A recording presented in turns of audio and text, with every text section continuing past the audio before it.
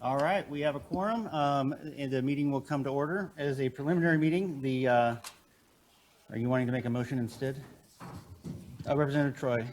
Well, the chair was going to ask for unanimous consent to introduce the 9 RSs on today's agenda. Mr. Chairman, would you mind repeating that? I'm asking unanimous consent that we introduce the 9 RSs on our agenda.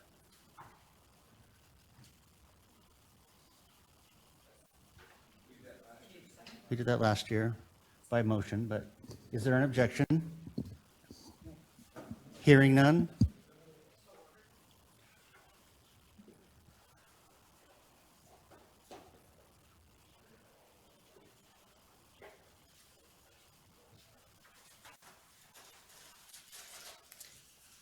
Going once, going twice. So ordered. All right. So we just took care of the bulk of our agenda. We've made up all the time we lost. Look at that.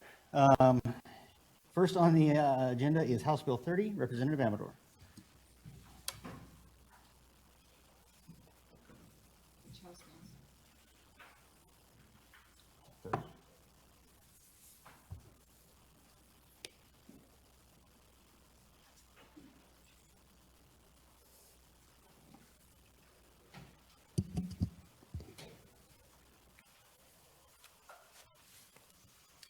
Good afternoon, Mr. Chairman and members of the committee. My name is Paul Amador. I'm representative from District 4, Kootenai County. House Bill 30, if you remember back a couple of weeks ago, has to do with a funding issue with the Police Officer Standards and Training Agency in the state of Idaho. This is really an issue oftentimes we talk about is policy driving budget or is budget driving policy?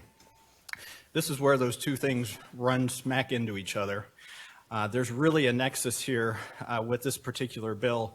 And the reason being is that POST has traditionally been a completely dedicated fund program. So what does that mean? So dedicated fund programs essentially don't receive any money directly from the general fund. They're funded through a special user fee or a special tax that goes into a fund that has been created by a germane committee in the legislature. And so these particular programs, while are given spending authority from the Joint Finance and Appropriations Committee, the Joint Finance and Appropriations Committee technically doesn't really put the money into their coffers. That money flows through that dedicated program or fund. There are some documents that are included in your packet that I've provided. One of them being, it says Post Academy at the very top, and it'll show you the source of funds for the Post Academy. And by and far large, the middle of that page, you'll see the fund Peace Officers Training, providing approximately, if you look down in fiscal year 20, a little over $4 million. And if you read through those sources, essentially the funds that are directed towards POST are related to court fees and infractions and traffic stops and all those different things. And so those are the funds that are directly deposited to the POST Academy for funding the program. There are a couple tiny little other ones you'll see for $54,000 and I think one federal grant. But by far and large, it comes from that Peace Officer Training Fund, which is a dedicated fund through fees and court fees. Just to give you a little context, when you think about a dedicated fund agency, one that really easily comes to mind is the Idaho Transportation Department, their dedicated fund being gas tax. And so that's how traditionally ITD has been funded. We have changed that now in the last couple of years. We've had a policy change that has gone through the germane committees and passed the legislature so that 1%, now I believe 2% of sales tax revenue goes to ITD.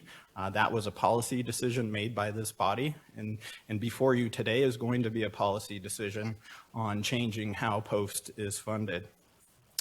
And so that's where it becomes a little interesting is, we're looking at a change of dedicated fund sources for this particular agency. So kind of to give you the 40,000 foot problem here is that while JFAC has been appropriating spending authority for the post-academy, their dedicated fund revenue sources have been falling short consistently every year from anywhere from $400,000 to $800,000. So what they're doing is reverting appropriation back to the state at the end of the year. Well, usually we would say, that's great, they didn't spend all their money, so we're reverting money back to the state so we can use it somewhere else. But really all they're doing is reverting spending authority because we essentially authorized them to spend a certain amount of money. Their dedicated funds didn't match up to that, and so they're actually basically in the hole and not being able to provide all the services that they need to provide. And essentially what the problem is here is they are unable going forward to provide all the trainings that are necessary, and they're looking at potentially canceling trainings for future programs. And obviously we are a rapidly growing state. I don't think any of us anticipates that our law enforcement needs are going to be going down in the future. They're most likely going to be going up. So we are in definite need to find a solution in adequately funding the post-academy. And so what we get to is the proposed solution that you have before you in House Bill 30. And the unique solution here is to tap what's called the Idaho Liquor Fund. And these are essentially taxes that are placed upon the sale of liquor in the state of Idaho, which is regulated by the state through our distribution network. What you'll find also in your packet is a page that says at the top, State Liquor Division, Agency Profile. And it's going to work through with you how that distribution formula is diverted. And so part of it is, first off, just to pay for the actual liquor division costs and incurred in purchasing supplies. But then there's a breakdown in how that is distributed. And right now, you can look at it, but approximately half of it, 41% of it, goes straight to the general fund. Some of it, a quarter of it, goes to the cities. About 18% goes to the counties. And then a variety of court-related and substance abuse-related, even some to public schools and community colleges, a variety of different revenue sources, and that's all defined in statute. So if you look at House Bill 30, you will read through line items that direct how all of those individual sources are distributed, and it's not the easiest read, I can tell you that, in trying to figure out how that formula is calculated. What this bill proposes is to divert some of those revenues, half of it, $400,000 of it, which would normally be directed to the general fund, would be directed to the post-academy. 400,000 of it that would normally go to be split between the counties and the cities would be directed to the post-academy. Why are we looking potentially for the cities and counties to contribute in a way? First off, the cities and counties are the primary utilizers of the post-academy. That's where the vast majority of their police officers and sheriff candidates, sheriff officers are trained in the state of Idaho. And so there's a direct nexus for the cities and counties to participate in providing some funding. Currently, those trainees that go to post do not pay a tuition. The cities and the counties don't pay a tuition for those individuals. It is covered by post for their attendance. And there also is a historical reference. Originally, when post was set up, they did receive some funding from the liquor fund, and so this is not completely out of thin air that we decided that this was a possible solution. If you also are just curious, because I know everybody is always sensitive to how this will potentially impact their cities or counties, I've provided a very long, detailed handout which describes the liquor distribution to every single city and county in the state of Idaho during fiscal year 2020, which is the most current that I can get to you. And so obviously, some of these are very, very small numbers, and some of these are pretty significant numbers. And obviously, these will be affected proportionally on how much they receive from the cities and counties from the liquor fund. One thing to note that I think is really important, and unfortunately that handout didn't get printed out for whatever reason, but the Idaho Liquor Fund has been growing rapidly over the last several years, and we actually expect 2021 and 2022 to be significant records in revenue to the liquor fund.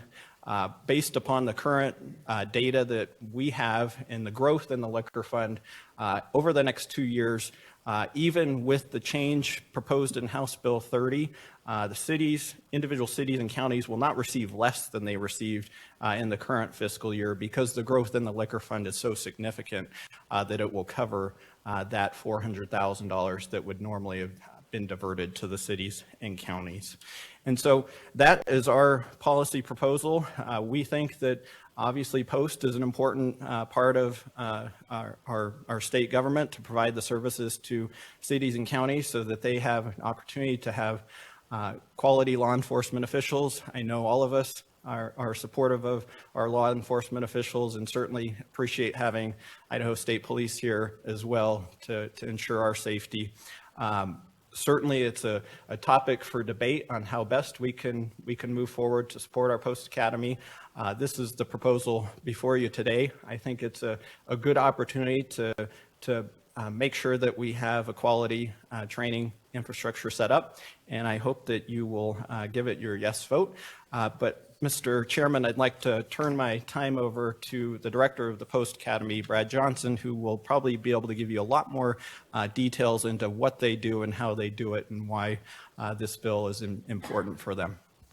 Thank you. Mr. Johnson, welcome. Thank you, Mr. Chairman. Good morning, Mr. Chairman and committee members. For the record, my name is Brad Johnson, and I'm the Administrator of Peace Officer Standards and Training, also known as POST. I'm very pleased to speak to House Bill 30, intended to address continuing annual revenue shortfalls from our dedicated fund, which is significantly impacting our ability to deliver on our mission to develop skilled law enforcement professionals who are committed to serving and protecting the people in Idaho. 2020 marked our 50th anniversary supporting law enforcement and the citizens of our great state, and we look forward to our next 50 years of excellence. Post operates at the direction of the governor-appointed Post Council and is organized as a division of the Idaho State Police. Post is budgeted no general funds and relies on our dedicated fund established in Idaho Code 195116 and a few small federal grant programs to operate. Post Standards' mission is founded on Post Council's Code of Ethics, ensuring those possessing Post certification adhere to the highest standards of personal and professional conduct. Our training mission comprises both basic and continuing education across the 9 disciplines, the peace officer professions that Post regulates throughout Idaho's criminal justice system. Post currently delivers 17 basic training academy sessions per year, varying in length from 2 to 14 weeks each, depending on the discipline. In addition to academy basic training, Post annually provides funding for ongoing professional development to county prosecuting attorneys across the state with the Idaho Prosecuting Attorneys Association, or the IPAA. And I believe you'll find a copy of a letter of support from the IPAA in the materials that you've been provided. Certifies nearly 700 new law enforcement professionals and provides in-service training for nearly 7,000 personnel from 261 agencies across the state. As I mentioned, Post receives no general fund and is entirely funded by our dedicated fund.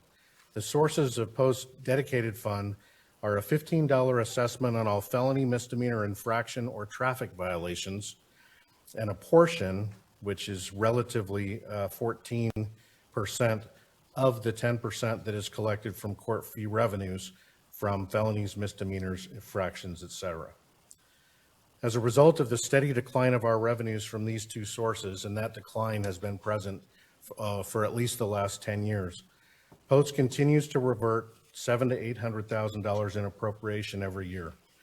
This proposal intends to transfer $800,000 from the liquor fund directly to Post's dedicated fund. And as Colonel Wills mentioned during his budget presentation earlier, the liquor fund transfer would not be available to ISP, nor would it pass through the ISP budget. It goes directly into Post's dedicated fund. Interestingly, Post's initial funding 50 years ago came from appropriations from a combination of the general fund and the liquor fund. Legislation was passed in 1969 that established the Idaho Law Enforcement Planning Commission and authorized a Post program in Idaho under Senate Bill 1265. Under House Bill 359 the same year, $240,000 of surplus state liquor funds was provided to the Law Enforcement Planning Commission on a biennial basis to match federal block grants under the Omnibus Crime Control and Safe Streets Act of 1968. General fund and liquor fund sources were then eliminated with the establishment of Post's dedicated fund in 1983. Post has always and continues our longstanding support to city and county stakeholders by providing basic training for students in our patrol, detention, and emergency communications disciplines without cost to the agency. This support to cities and counties for basic training alone costs Post approximately $1.3 million per year to deliver, and is only one component of the services Post provides, which also includes basic and higher level certifications, in-service training, and misconduct investigations for decertification. This proposal only requests a $400,000 transfer from the cities and counties distribution from the liquor fund against the $1.3 million it costs Post just to train city and county employees every year. The liquor fund has grown substantially in recent years, and in fact, the fund itself and the annual distributions from the fund increased by 12% in 2020 over 2019 for an increase of $10 million just in distributions. The $400,000 transfer to the Post dedicated fund from the cities and counties share would account for only 4% of just the increase in distributions for 2020. Not 4% of the total distributions of $95 million, but only 4% of the $10 million increase in distributions for 2020. In summary, Post's appropriation is sufficient to fully fund Post operations. Unfortunately, the revenue sources of our dedicated fund no longer generate sufficient cash for us to spend a large portion of that spending authority, resulting in significant annual reversion of appropriation. Over the past 4 years, the substantial reversion of appropriation has averaged $800,000 annually.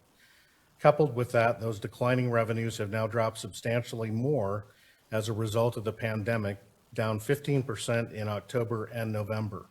Year-to-date, Post revenues are down 10% when compared to FY 2020. Without additional funding to fill this gap, we may have no alternative to canceling one or more basic academies in fiscal year 2022. The impacts from this would be significant and debilitating to law enforcement and public safety in our state. This proposal fills Post's revenue gap with an annual transfer of $800,000 from the liquor fund, including $400,000 from the distribution to cities and counties. Without an adequate, sustainable solution to Post funding shortfalls, we will not be able to meet our mission and will be forced to reduce services. This bill provides a long-term, sustainable solution to Post's continuing funding shortfall. Thank you very much for the opportunity to speak to this bill, and I stand for your questions. Thank you. Are there questions for Director Johnson? Representative Troy. Thank you, Chairman and Director. Thank you for being here. So I have a question. Would you say that the Post services are being used uniformly across the state by all the cities and counties in the state? Director Johnson. Thank you for that question, Mr. Chairman and Representative Troy. I believe to a large extent they're used in training specifically among all of the services that we provide. They're not used uniformly, and that is because there are several of the larger jurisdictions that conduct their own training academy programs. We assist them in the development and establishment of those training programs and the standards that they follow according to the standards set by the Post Council, and we audit and inspect those programs every 2 years to ensure they continue to meet the standards of the Post Council. In terms of the other services that we provide, they are uniformly and equitable across the state in terms of our decertification programs. The basic and higher certification that we award for every officer in every department across the state throughout all of the different law enforcement disciplines, as well as in-service training, which we have 4 regional training coordinators that are in different geographic areas in the state to assist agencies statewide with their in-service training requirements. Follow-up? Yes, Chairman, thank you for a follow-up. Well, first of all, Benoit County didn't make it on the list, so I don't know how Benoit County relates here, but I guess one of the things that I think that the Idaho legislature has felt very strongly about, to some extent or another, we try to do this, that if you use the services, you pay the fees, you carry the weight, you carry the water of that service. And I represent a very, very rural area where oftentimes our county sheriff contracts with the cities in order to provide the police service or law enforcement for those small towns, especially on football nights when Genesee plays Troy. So I guess, did you explore ways of having a fee charge to those peace officers as they're doing that back to their taxing district rather than taking from all the counties and cities? Director? Thank you, Mr. Chairman, Representative Troy. We have not explored that option in a detailed manner. Historically, we have never charged municipal officers or county deputies any cost to attend our training. And it is our intention to continue that. There's always a concern that if you start charging for services, and what you might find with many of the smaller and rural communities who may not be able to pay for the training that we provide, we could wind up in a disparity of justice situation that we certainly would not want to wind up in. So our position in moving this proposal forward is to have the opportunity to continue to provide basic training to municipal officers and county deputies without cost to them. Representative Amador? Thank you, Mr. Chairman. I just wanted to placate some of Representative Troy's concerns that we somehow got rid of Benoit County. It's on the back page. It's all the cities first, and then the counties are at the very end. And Benoit is still there and thriving. So. Representative Erickson? For a question. Go ahead. Thank you. I was curious if you had explored some other options for long-term sustainability than utilizing the liquor fund.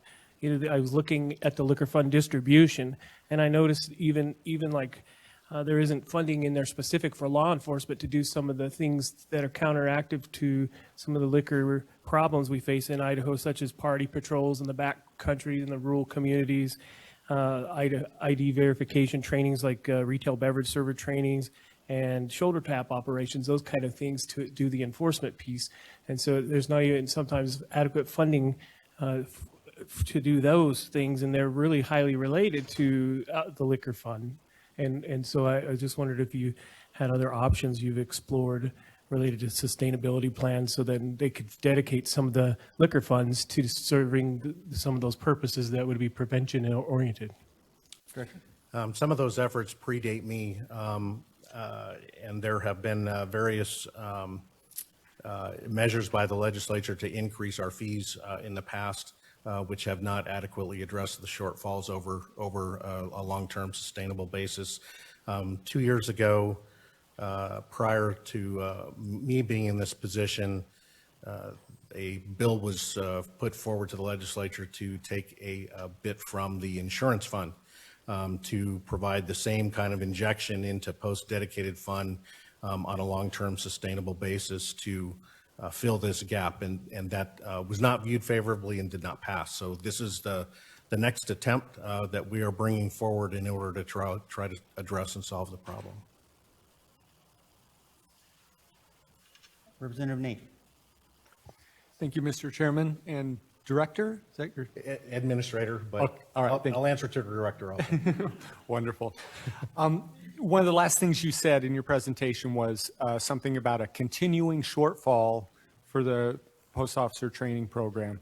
Why is there a continuing shortfall? Is it trying to do too much, trying to do it in a different way, or what? Can you tell me what's going on with that? Mr. Chairman, Representative Nate, this is what we referred to when we talked about we are appropriated adequately and sufficiently to meet our mission. The problem is that our revenues don't provide sufficient cash for us to spend what we're appropriated. So we wind up about $800,000 short of cash every year that we're unable to spend, which whether we have the appropriation or spending authority or not, we don't have the money in order to pay for what we need to provide in terms of our mission and our services. Mr. Chairman, follow up. Go ahead. Thank you, Mr. Chairman, Director, Administrator. If my question is, why are we going after liquor funds for this? If you ask for a higher appropriation and $800,000 more of appropriation, why wouldn't the JFAC committee be okay with that? And if they were, would we be back here looking for liquor funds again in the future?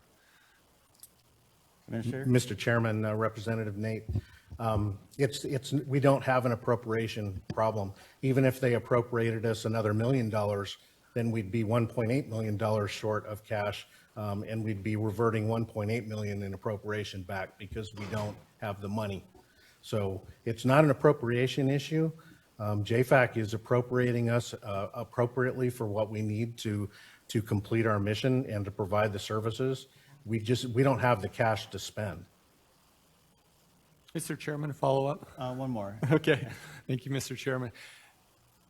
You're getting money or getting budget appropriated from somewhere, but you're saying that there's not enough money. Is it like a deficit in a dedicated account or something? I think I'm missing something. Representative Amador. Thank you, Mr. Chairman. I think Representative Nate might have come in a couple minutes after I went over it at the beginning, but this has to do with essentially post-academy being a completely dedicated fund agency.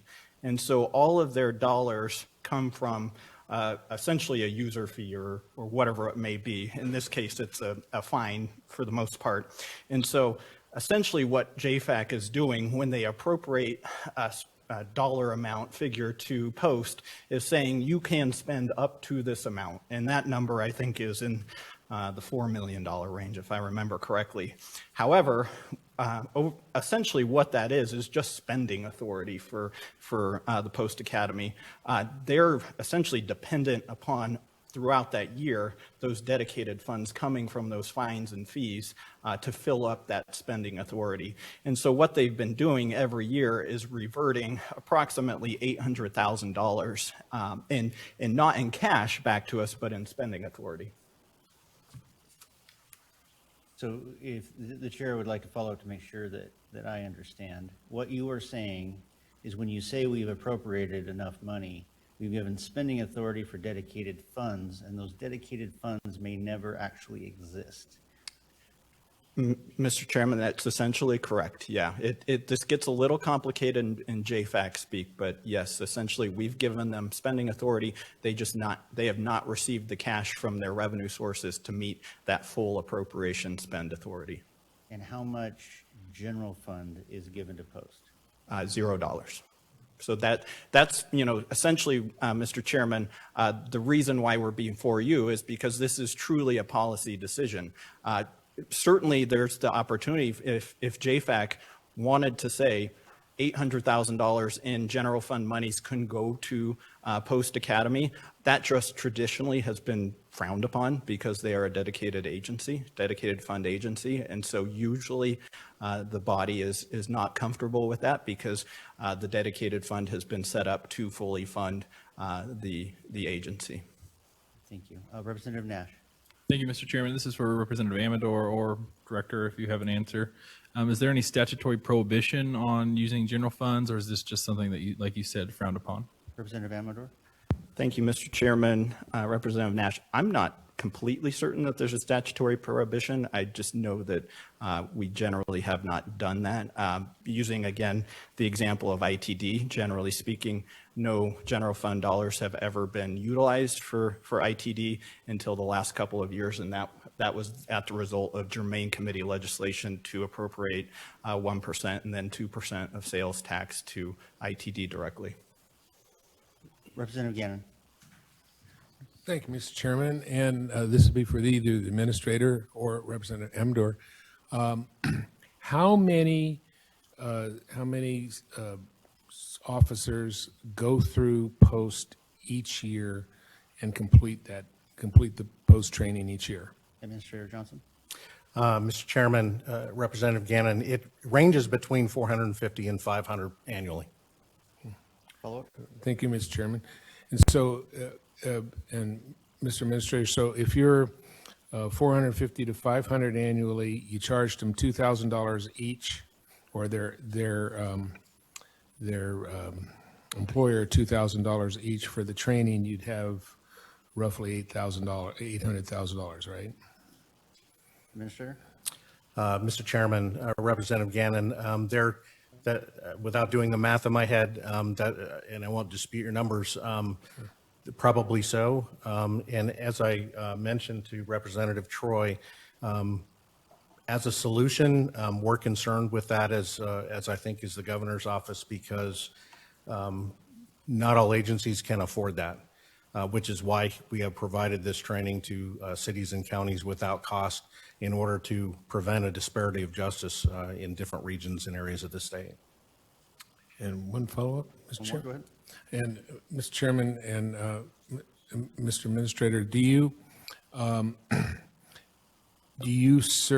what percentage of law enforcement agencies in Idaho, city and county, what percentage send at least one person to your program? Administrator. Mr. Chairman, Representative Gannon, I don't have that percentage. What I can tell you is that every city and county sends their employees to us for basic training, with the exception of Ada County, who runs their own academy program, Nampa Meridian, who run their own, and Boise PD, as well as the Troopers. ISP has their own training division who runs their own academy. Everybody else attends ours. Thank you. Certainly. Administrator, are there jurisdictions that for one reason or another are more prone to be magnets, and some jurisdictions for one reason or another are prone to be, let's say, launching pads for officers once they're post-certified? Thank you, Mr. Chairman. It is very common for officers to start in smaller agencies and then look toward continuing and ending their career in larger agencies where the work is more challenging and perhaps more rewarding, depending on what they're looking for in the profession. And does the smaller agency paying for the post-training, let's say, does that give them some sort of advantage to going to work elsewhere? Well, Mr. Chairman, I think a concern that would come out of that is that these small agencies are providing initial on-the-job training and experience to their officers at no cost, which is fortunate because in many cases they lose those officers fairly quickly. So if they were paying for the cost of that training, I think it would have a tremendous financial burden on the agency. Thank you. Representative Young. Thank you, Mr. Chairman and Administrator. Can you tell me how ISU fits in here? I understand that my county does some training through ISU. Mr. Chairman, Representative Young, thank you for that question. There are 4 college programs that are certified to deliver basic academy training in the state. That's North Idaho College, Idaho State University, CSI, and CWI. And like the agency programs, they are certified and audited by post at the direction of the council in order to deliver that minimum basic training. It's done as part of college credit and tuition. So it's a class that students can take or agencies can send their officers or deputies to that deliver the same curriculum through the college program. Follow-up? Thank you, Mr. Chairman. Administrator, can you explain to me how that looks financially in Director? terms of the interface between post and these college programs? Mr. Chairman, Representative Young, there's really not a financial nexus because all of those students pay the university programs directly to attend through tuition. All right, thank you. Seeing no further lights on, well, thank you for now, oh, I'm sorry. Representative Cannon was blocking my view. Representative Nate, no. I did worries. the seating chart, it's my fault. Representative Nate. Thank you, Mr. Chairman. His handsome head was in the way. Sounds like me the problem could equally just be over appropriating. What would be wrong with just making the appropriation more in line with the dedicated fund? Mr. Chairman, Representative Nate, we have an appropriation that allows us to deliver the 17 basic training academy sessions that I mentioned earlier in my presentation. If we are not able to spend our full spending authority, we are not able to deliver those basic academy sessions. They're based on the appropriation that we provide. So we are not, I can assure you, we're not over appropriated. We're appropriated accurately for what we need to deliver on the mission that we have. We simply don't have the cash to spend it.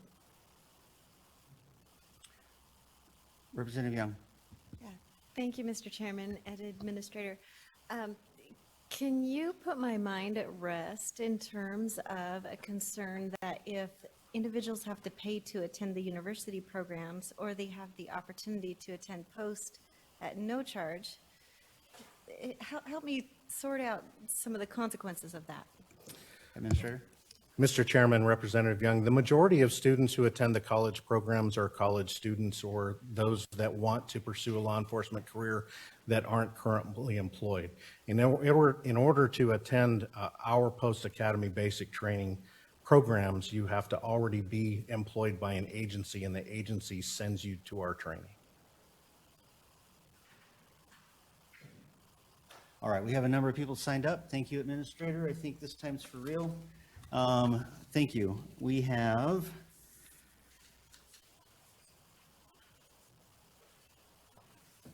John Evans. Mayor Evans, welcome.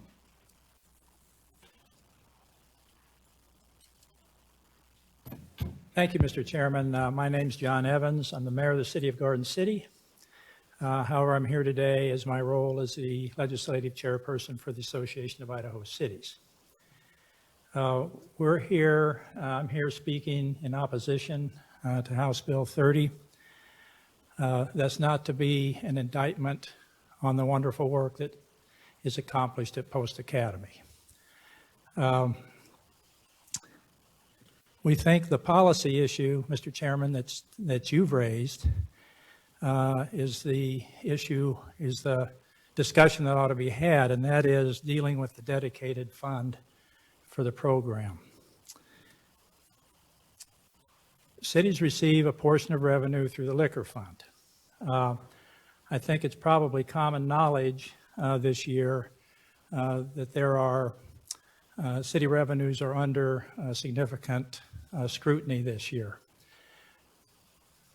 The issue with the liquor fund as it relates to funding post, I think the administrator made a number of good points. However, we always like to take an opportunity to remind the legislature that the overwhelming majority of statutes that are passed by this body are enforced by local law enforcement. And that is becoming more burdensome and more expensive locally every year. So as we see any siphoning off of the revenue that we depend on to maintain that law enforcement service, it gets our attention. One of the challenges we see locally is a systematic system of, I guess, we've got donors and donees. It's subsidies. So we have our law-abiding taxpayers that have to subsidize the efforts that our police officers, in this case, have to expend and that we have to fund locally to deal with those that choose to speed, to use an example.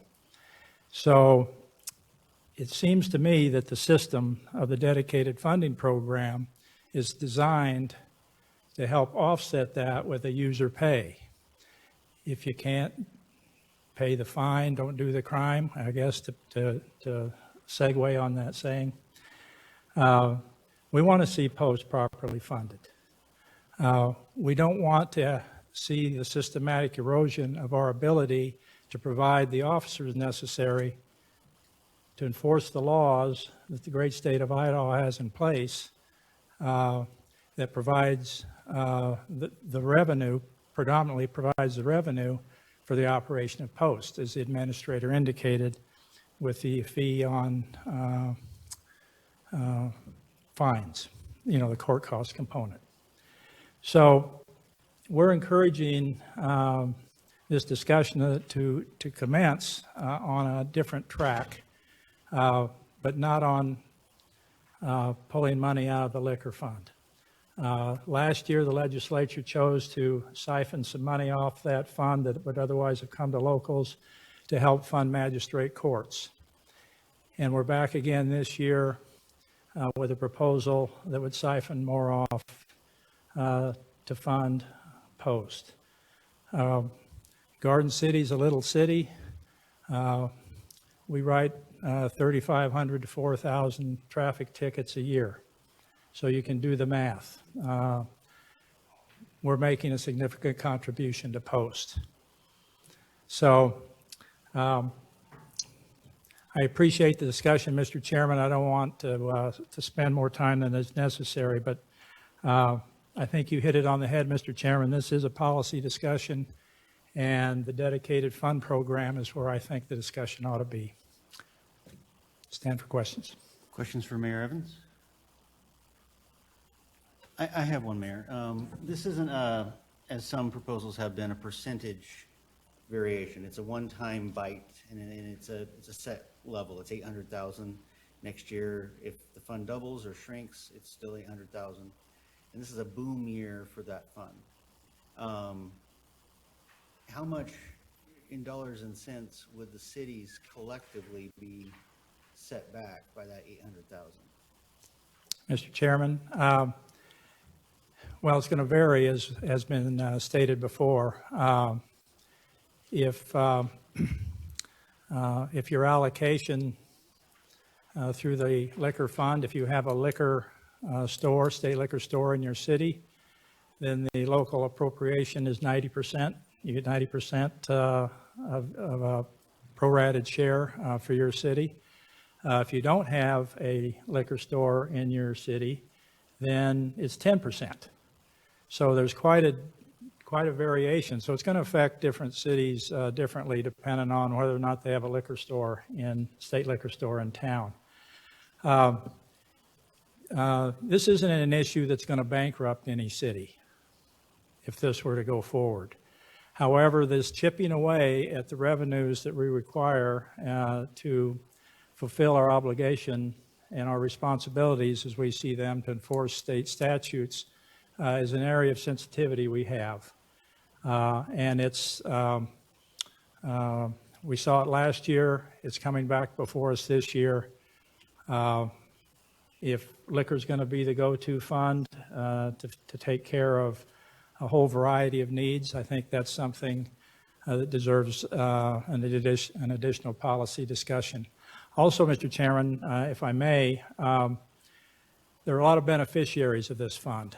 So when you reduce the total dollar amount that is going to be distributed to all those that have been, and others that have been mentioned in this discussion today, then it impacts not just cities and counties.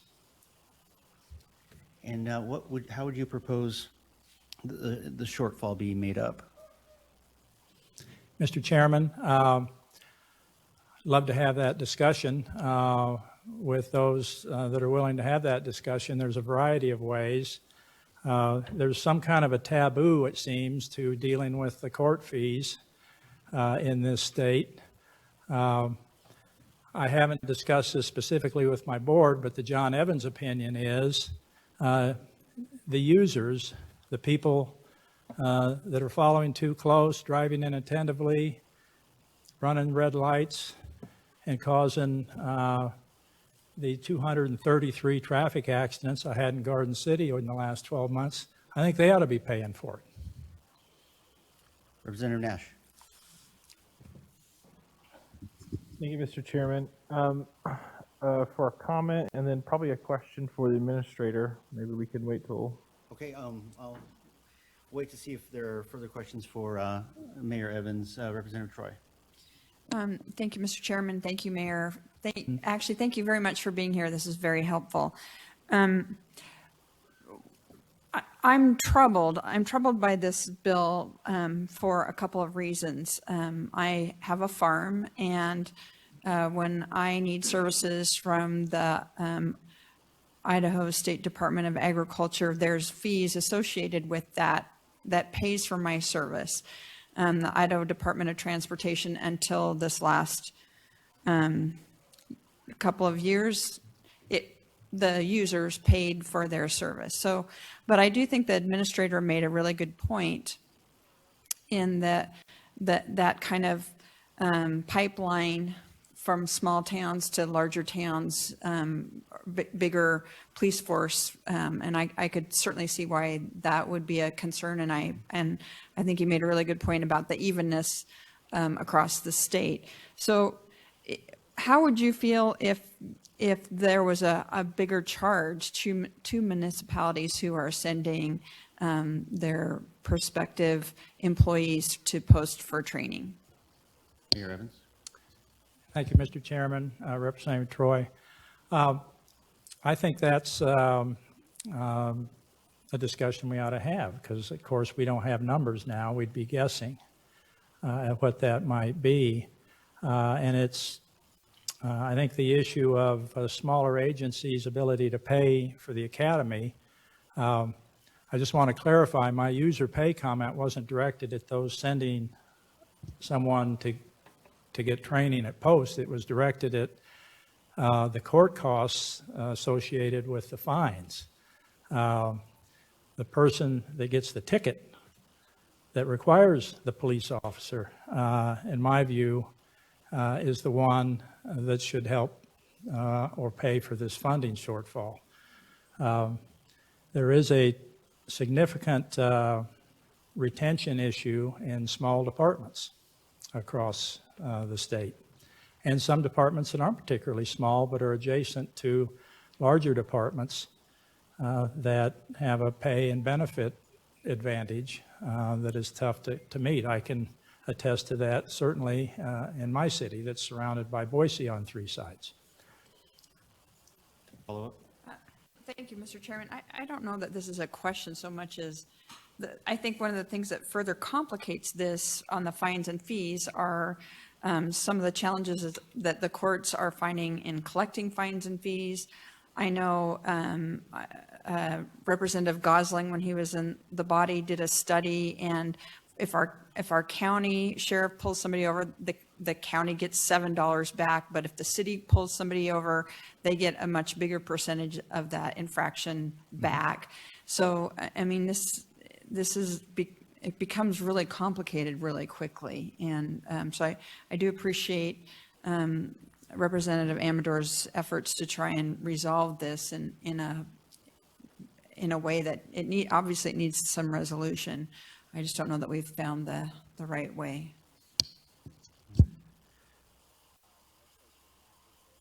Seeing no other lights, thank you, Mayor. You're welcome. We have Jeff Levy.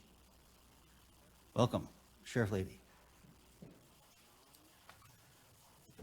Mr. Chairman, committee members, thank you for your time today. My name is Jeff Levy. I'm the Executive Director for the Idaho Sheriff's Association.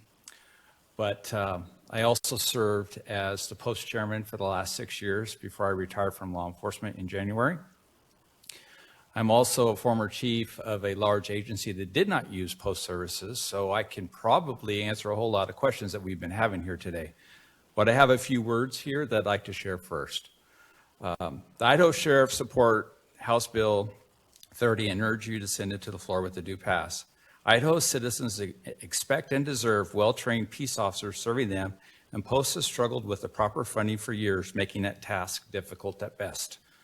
The current funding mechanism was designed when Post had only 2 disciplines, and now we currently train 8 and soon to be training 9 after the first of the year. The dedicated funding source does not cover the costs. And when you heard the history about how we were originally funded at Post, it was with the liquor funds.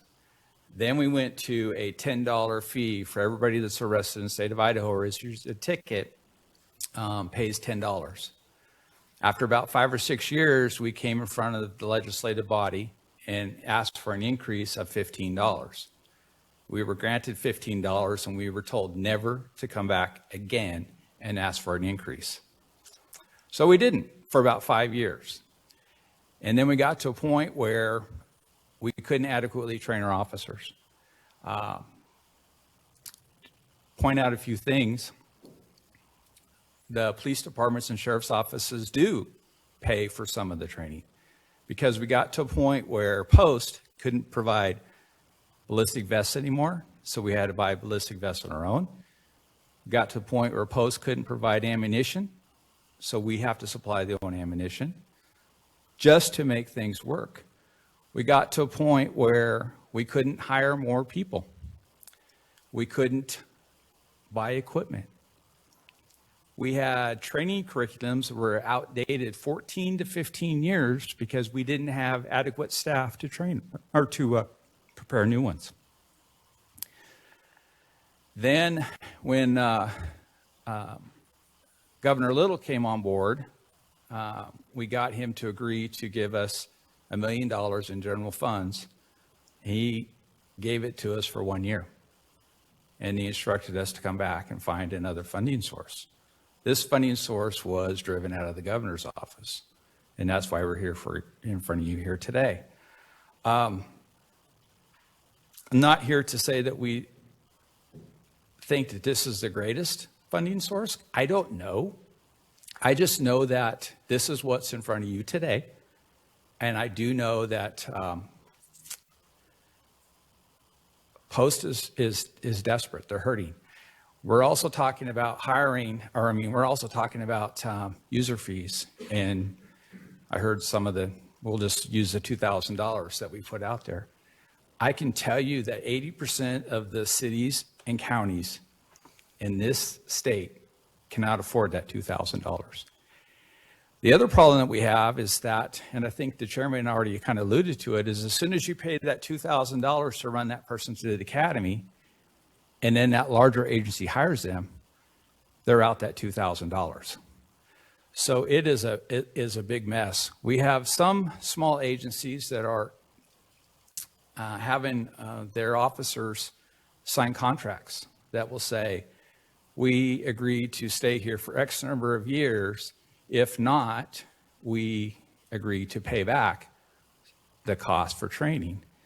Now, there's some talk about whether that's even legal or not, but there's departments that do that to prevent losing people that they invest the time and money into. So I will just leave it at that, and I'm sure I just said a whole bunch of things that's going to open up some questions, and so I'll entertain those. Are there questions?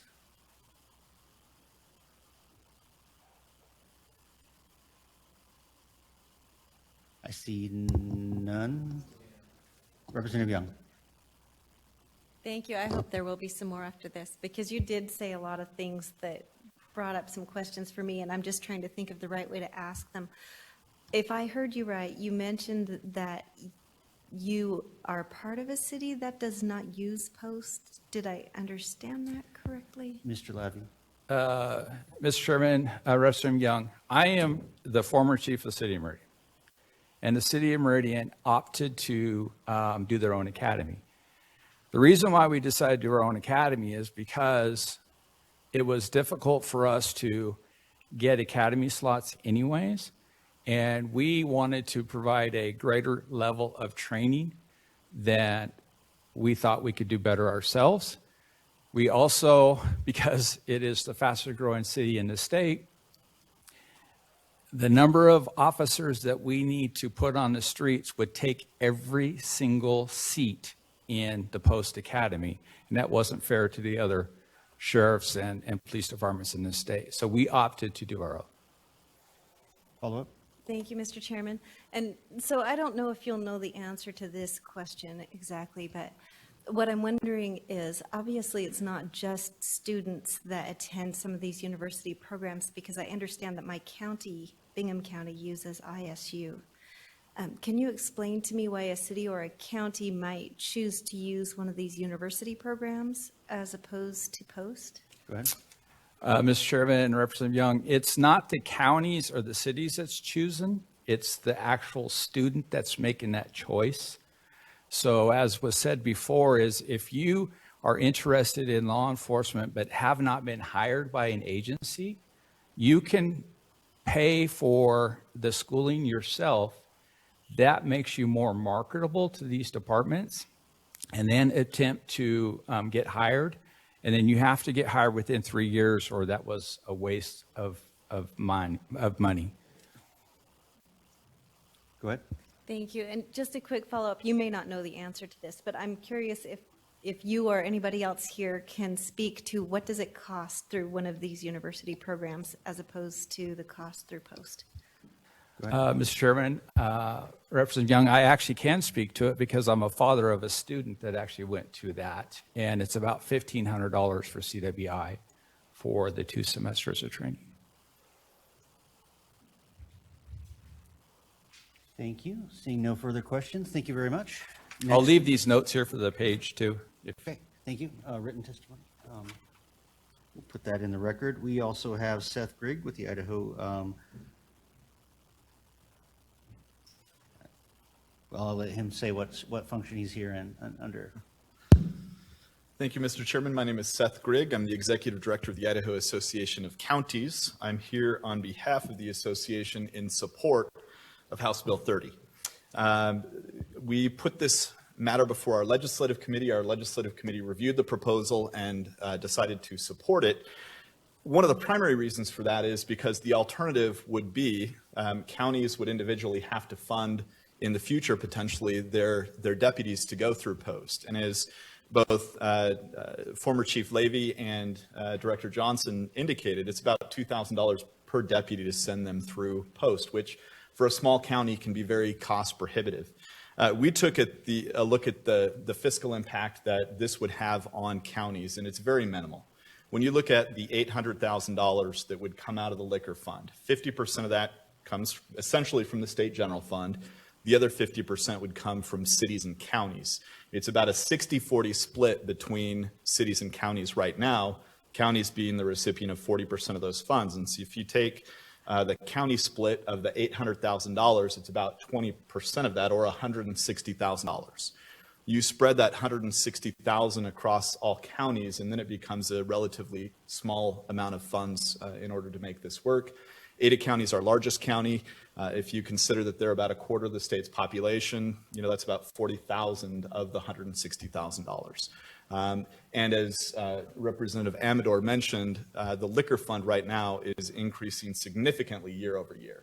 The liquor fund receipts are far outpacing this $160,000 that would be diverted away on a one-time basis. I mean, it's ongoing, but essentially it's a one-time hit from our county budgets. And so this makes sense to have it come out of the liquor fund because of the minimal impact that it would have on counties. And in fact, that's a preferred alternative than having counties pay individually for each deputy that they would send through Post. Post plays a critical role for our law enforcement. It ensures that our law enforcement deputies at the county level, when they're out on the street, that they meet a minimum level of training. Law enforcement, there's a lot of liability there for us, and this ensures that they're adequately trained, and that helps to mitigate against the liability. I'll also add that I am a member of the Post Council, and so I've been a part of the discussions we've had over the last 7-8 years since I've been on the council about how we find funding for Post. And again, this seems to be the fairest, most reasonable way to move forward. That again would have a minimal impact on those cities and counties that are receiving the liquor fund dollars right now. So I would urge your yes vote on House Bill 30 and would be happy to stand for any questions. Thank you, Mr. Grigg. Are there questions? Representative Troy. Thank you, Mr. Chairman, and Mr. Grigg. This might be a crazy question. Do you know the last time that we've raised the taxes on liquor? Mr. Chairman and Representative Troy, it has been a long, long time. Not in my 12 years that I've been doing this, and I'm sure it goes back even beyond that. 50. Oh, my. Representative Marshall. Thank you, Mr. Chairman. I'm just wondering how many of your counties really buy into the position that you're presenting today? Are we talking about 100% of them? Are we talking about 51%? What are we doing? Mr. Chairman and Representative Marshall, so I'll just kind of peel the curtain back, so to speak, how we operate. We have a legislative committee that has 15 representatives. We divide the county into 6 regions. Each of those regions selects their representative to our legislative committee. We also have 1 representative for each of the elected offices. Those representatives confer with their regional counties or their elected official counterparts before we meet, and we also hold weekly conference calls with each of our districts to get feedback from them. It was a unanimous vote with our legislative committee, and that's the information I have. Seeing no further questions, thank you. Thank you, Mr. Chairman. Do we have Sheriff Donahue via Zoom? All right. And while he's getting queued up, a junk food tax might be a better way to do it, but candy may be dandy, but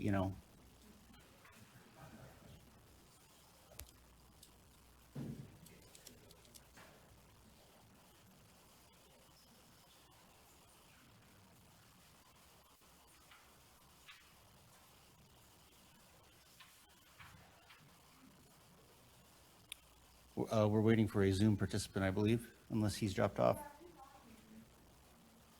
Okay.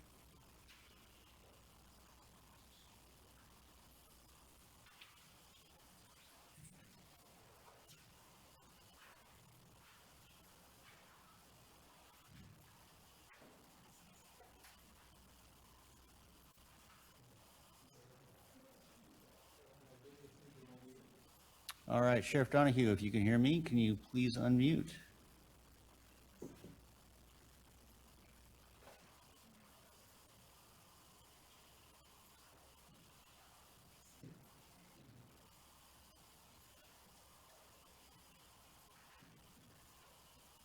Sheriff Donahue?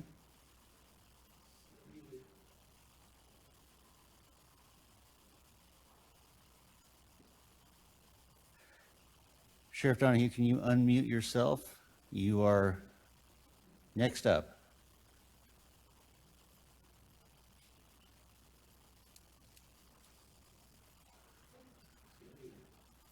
Are we able to manually unmute him? All right. Are you there? Sheriff Donahue.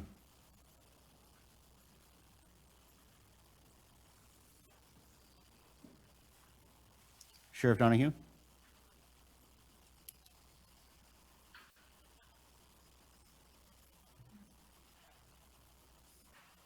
All right. Well, I'm sorry, Sheriff, we can't hear you. So we're going to move on with the meeting unless, all right, I can see you. I can see you now. Can you hear us? And we still can't hear you. Are our speakers on? All right.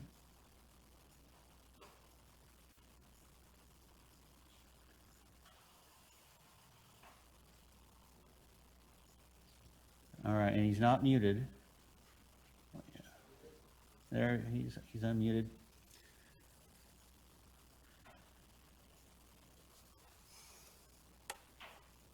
Oh, well, and this doesn't explain the technical issue, but I understand he's here to testify on a separate bill, which is very serendipitous since we can't get him pulled up at the moment anyway.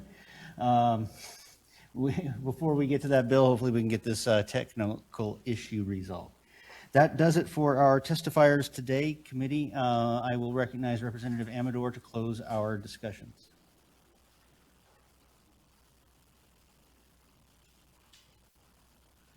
Thank you. Thank you, Mr. Chairman and members of the committee. As you can see, this is not a simple issue. And this is where I said where budget and policy collide, and it's not always pretty.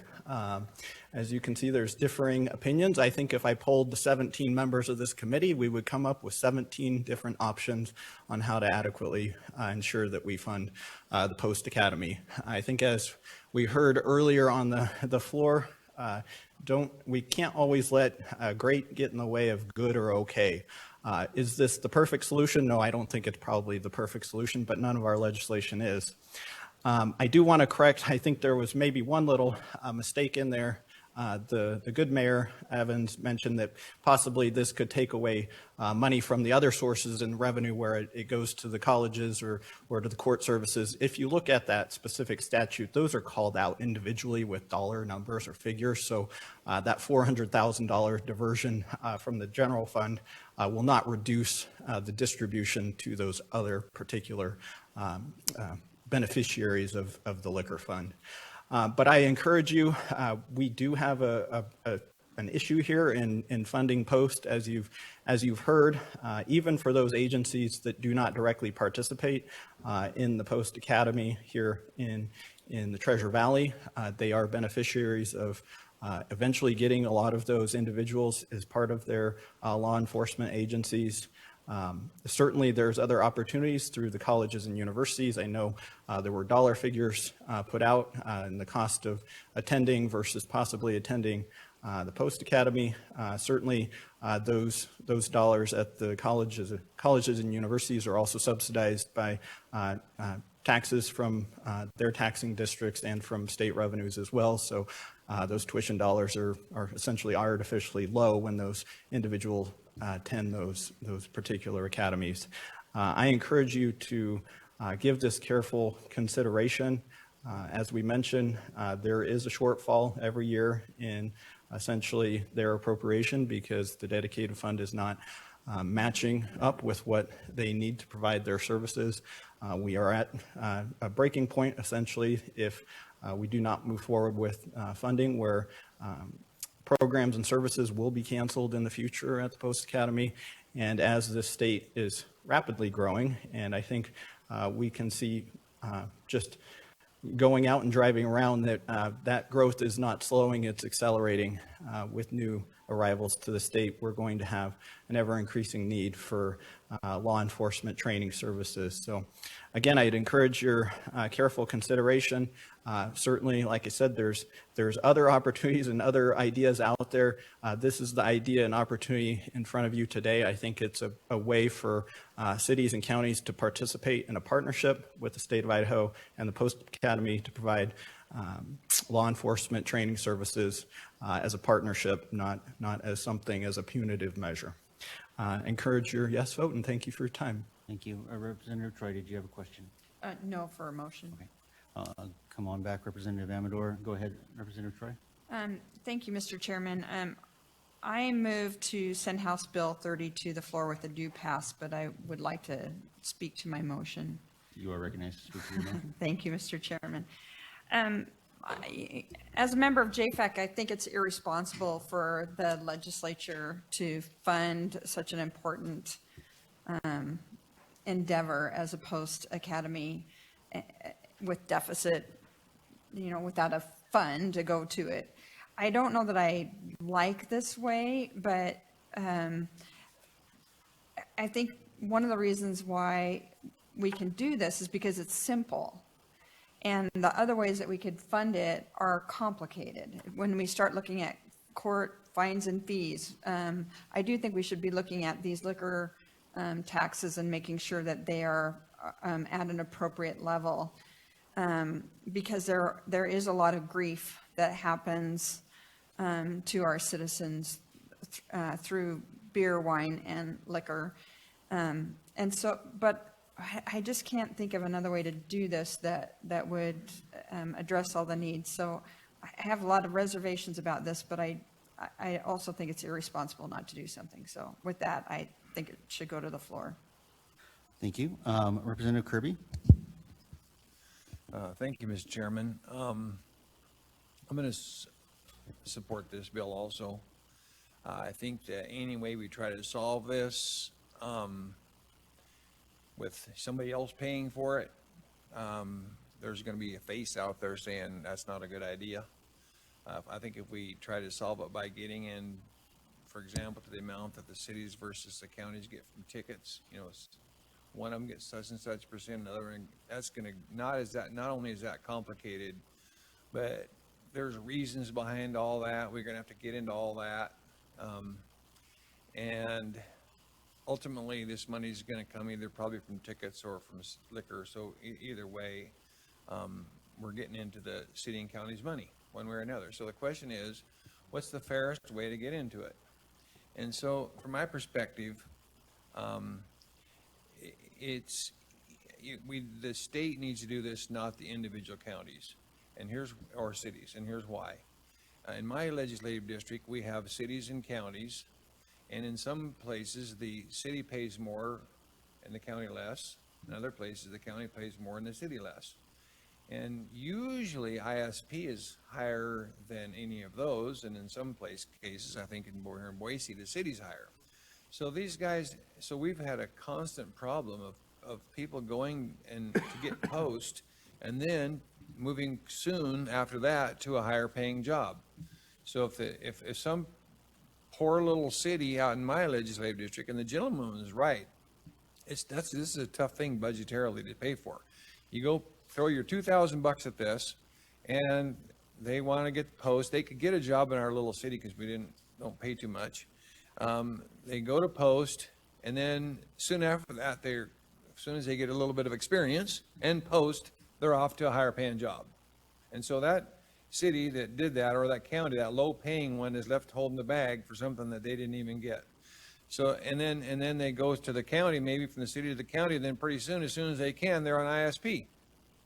And so whoever paid for it. So I think that this is really a problem. As much movement as there is, this is really a problem that is better solved by the approach that they're taking. I'm not saying anything about how great it is, but I don't care what we do. It's not going to be, everybody's not going to be completely happy. But to me, this makes about the most sense right now, to take it out of funds that they're all going to get, kind of share it equally, make it a statewide problem.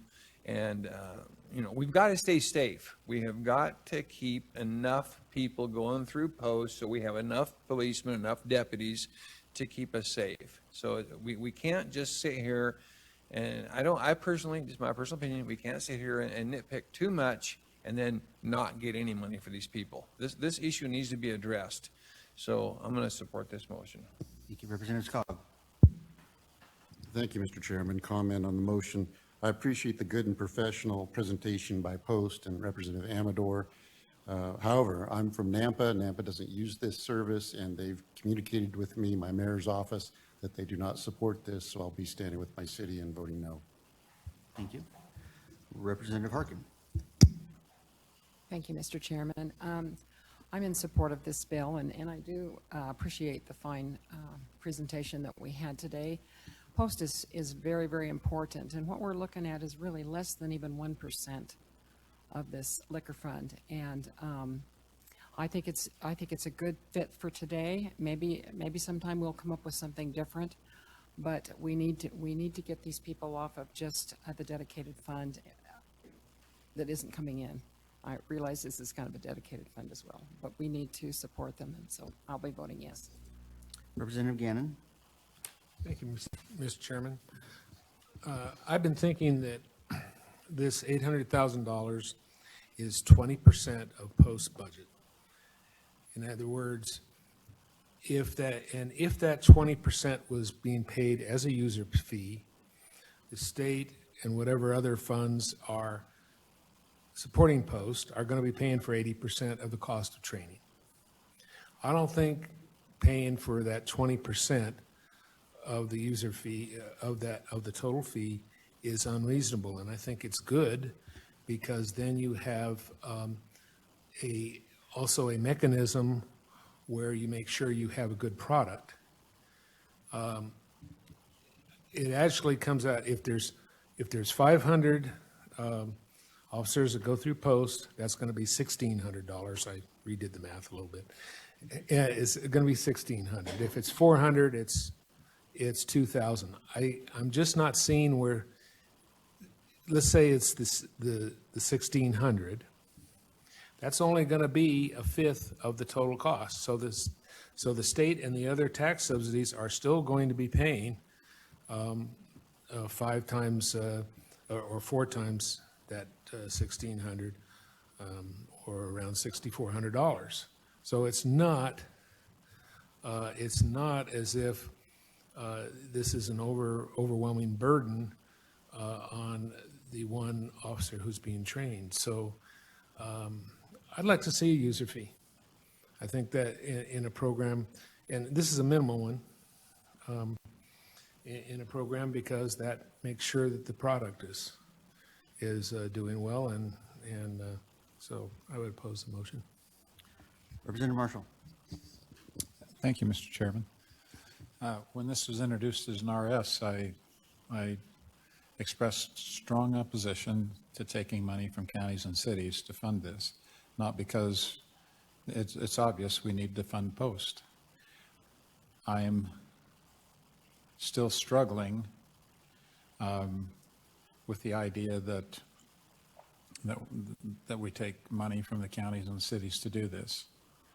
And I was prepared to vote no until the county organization said they're okay with it. I guess if they're okay with it, then I'm okay with it too. I still think that we need a policy discussion, and that post needs to be funded in a different way. And it just doesn't make any sense to me that we're taking money from counties and cities to do this. Why can't we have the broader policy discussion and fund post appropriately with general funds, with another dedicated fund? Why did we choose to take it from the counties and the cities? I don't understand that. So I'm not exactly sure how I'm going to vote yet. All right, thank you for that neutral debate. Representative Ehart. Oh, man. Thanks, Mr. Chairman. A couple of thoughts. I know I was on the city council when some of this money was first dedicated to the city and counties, and it wasn't supposed to be the entire thing. It was a means to help with the solution, similar to this. There was a problem, and we were looking for a solution, just like we're looking for a solution with this. I would propose to my colleagues this. Right now, throughout America, we're hearing about defunding the police. And I would hope that Idaho wouldn't do that very same thing in a roundabout version. I know many who benefited from this program. I also hope that we wouldn't get a little bit myopic with counties, because if we were to purport to say that I'm only going to be in Ada County, then maybe we could support that. But should we venture out of Ada County, then we're going to rely on the training of those who are in the other counties. And so this is why it matters. It crosses all counties in the state of Idaho, really. And so a couple other thoughts. You know, I do worry about the training, and I want to be supportive of our officers, because they absolutely are under a great deal of scrutiny. There's no question about that. They need the support. And most will tell you that that support means training, and I believe it means training too. And unfortunately, and this is absolutely tragic and the thing we want to avoid, unfortunately, we've had a most horrific accident in southeast Idaho involving a police officer shooting, which means an innocent man was killed. And unfortunately, I do not that young police officer's life is now also ruined. And there are just no easy answers to any of this. There really aren't. But we need training. Training needs funding, and funding demands a resource. More is demanded of our officers, and we need to be cognizant of that right now. More is being demanded of our officers, and I want more demanded of our officers, but they are under a lot of scrutiny. How are we, the legislative body of Idaho, going to be supportive of this? This may only be a 1 or 2 year situation where we use post funds. If something better, as the good representative from District 30 has indicated, maybe there is something better, but let us not delay and have other things occur because of our lack of moving to make sure something such as post is funded. Thank you very much. Thank you, Representative Nate. Thank you, Mr. Chairman, members of the committee. I'm sensitive to the need for post and be able to do the job well and have the appropriate resources to do it well. I'm also sensitive to the trade-off with counties and cities. But that's a budgeting question, and this really is not a good way to do budgeting. If the Appropriations Committee is appropriating a dedicated fund that is always coming up short, that's a budgeting question. And so we should not set the precedent that whenever dedicated funds come up short, that we send these administrations off looking for other funds to find the money to meet the shortfall. That is an appropriations question, and that's a budgeting question. That should be handled where the problem is in the budgeting process. If there's a shortfall here, I don't want all the agencies going and looking at the lottery fund or the liquor fund or whatever dedicated funds are out there to get their share of the dedicated fund. I think the Appropriations Committee ought to do their job. And so I want to avoid this precedent and say no on this bill and put it back in the Appropriations Committee hands to make sure that this program is properly funded and appropriated. Thank you. Thank you, Representative Nash. Thank you, Mr. Chairman. I'll be opposing this. The cities that I represent aren't in favor of it. I am a little embarrassed that we have to, Post has to come here and beg us for money in a germane committee. I would like to see JFAC solve this problem without dinging cities. I'm told that there's, I had an email correspondence with the budget analyst, and there's no statutory prohibition on post requesting general funds. That's probably where I'd like to see it come from. And that's how we paid for these shortfalls with in fiscal year 2020, we did $1 million transfer from the general fund to fund these shortfalls. So I'd like to see JFAC solve this problem, and I'd like to get it funded that way. Representative Amador. Thank you, Mr. Chairman. Appreciate the comments about JFAC and funding the division completely. Traditionally, if you've been in this body over the years, generally speaking, germane committees don't like it when JFAC tries to fund revenue to a dedicated fund agency on top of whatever their dedicated fund source is. That being said, Representative Nash and Representative Nate are both members of JFAC, and should this bill fail, I would be happy for them to be seconds on a motion to add $800,000 to their budget directly into their appropriation from the general fund. Thank you. Seeing no further lights, we will have a roll call vote. The question is, shall House Bill 30 be sent to the floor with a do pass recommendation? The Secretary will call the roll.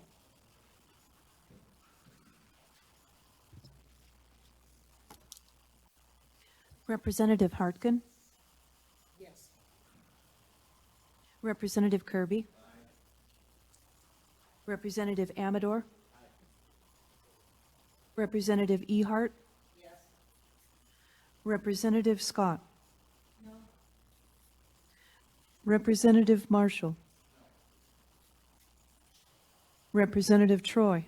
Yes. Representative Young? Representative Nate? Representative Cannon? Yes. Representative Erickson? No. Representative Skog? Representative Gannon. Representative McCrosty.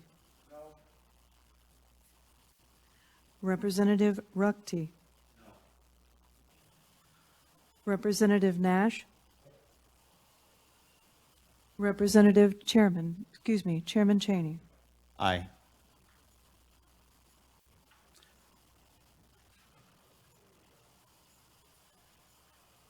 I think I tracked it correctly, but I'll wait for the secretary to count officially.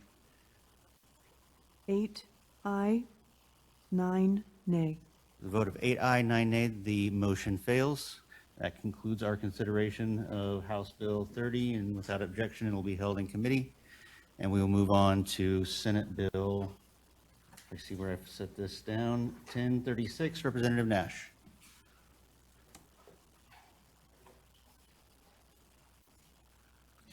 Thank you, Mr. Chairman. Before you today is Senate Bill 1036.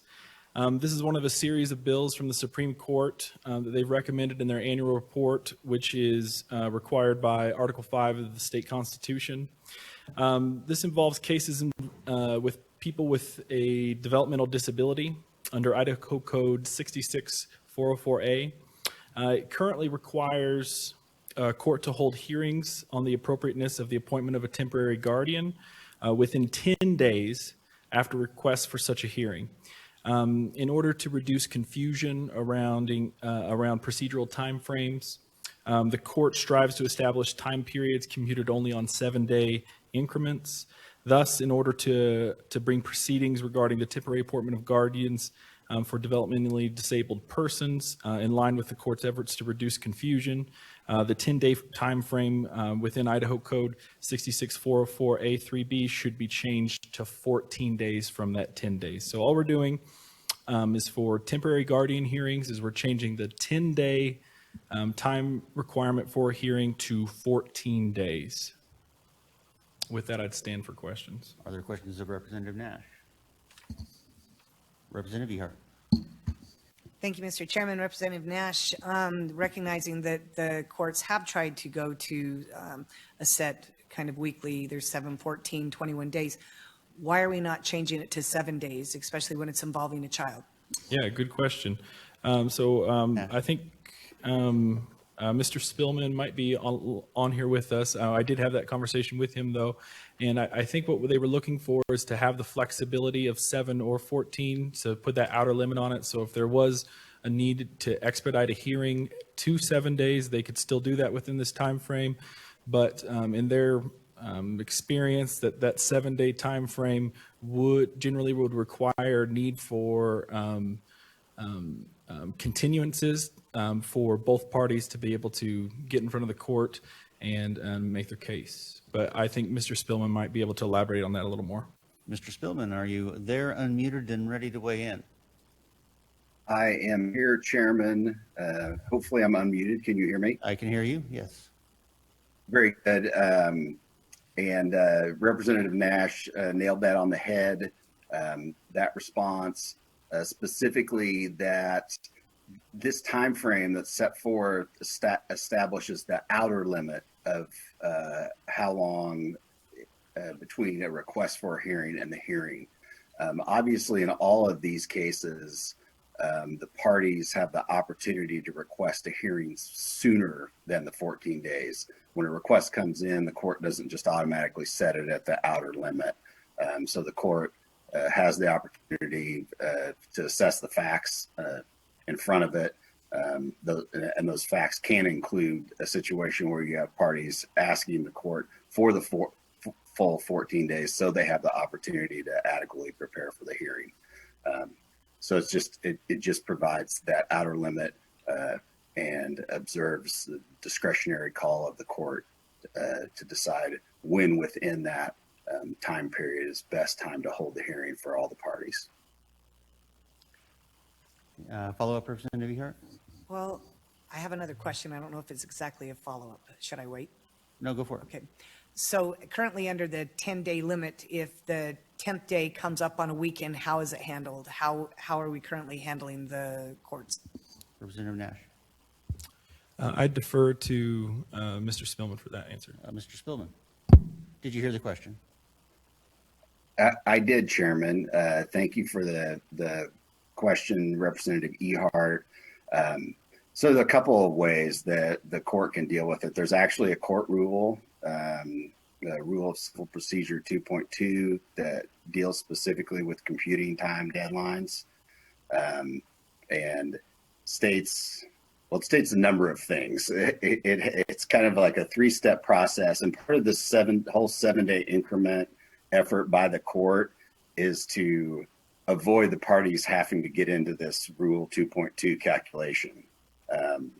So you can either calculate pursuant to that rule, and if you had a party saying, hey, I want it on the last day, this 10 days, and it landed on a Saturday, and the next Monday was not a holiday, the next Monday is when the hearing would be held. That's the short answer through the computation. However, I can tell you that several courts, in order to avoid that, will just go backwards and say, look, we're not going to go all the way to the 10th day. We're going to 9, and that's as far as we're going. So the court's making the call on the ground with what's in front of it.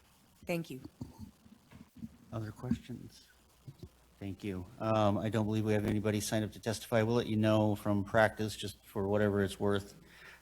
This code provision, generally, where I have defended the parent whose custody and care has been interrupted, this 10-day period is actually a bit tight for judges who err on the side of caution to prepare an adequate defense, because by the time you get to this point, the other side has already had to lay out an awful lot of facts to get their order entered. Representative McCrosty, did you have a question for Representative Nash? No, Mr. Chairman, but for a motion. All right, then Representative Nash, welcome back.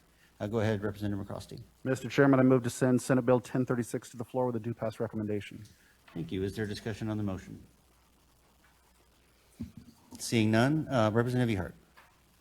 Well, I'm a little torn. I appreciate your input, but you know, when it comes to people's lives kind of being suspended, I guess I'd just like to see people move as quickly as possible, and thinking, you know, I'm assuming they're away for 14 days if we, you know, as opposed to 10. I think every day matters. I don't know if, I'm sure there's some of this that I'm missing, but this one's a little more difficult just because every day matters for, to me. All right, thank you. Other comments? Seeing none, the question is, shall Senate Bill 1036 be sent to the floor with a due pass recommendation? All those in favor say aye. All those opposed say nay. The ayes have it, motion carries, and the bill will be sent to the floor. Would you like to be recorded? All right, Representative Ehart, anybody else? All right. Senate Bill 1037, Representative Cannon.